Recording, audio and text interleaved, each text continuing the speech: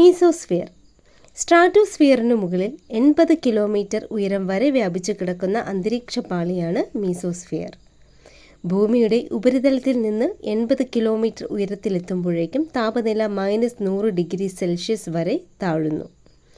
മീസോസ്ഫിയറിൽ ഉയരം കൂടുന്തോറും താപനില കുറയുന്നു. താപനില ഏറ്റവും കുറഞ്ഞ അന്തരീക്ഷ മണ്ഡലമാണ് മീസോസ്ഫിയർ.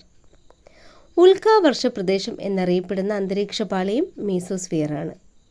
മീസോസ്ഫിയറിനെയും തെർമോസ്ഫിയറിനെയും തമ്മിൽ വേർതിരിക്കുന്നത് മീസോപാസ് ആണ്.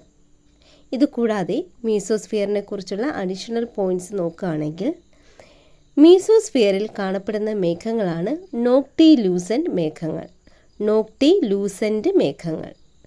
ആകാശത്ത് ഏറ്റവും ഉയരത്തിൽ കാണപ്പെടുന്ന മേഘങ്ങളാണ് നോക്ടിലൂസെൻ്റ് മേഘങ്ങൾ.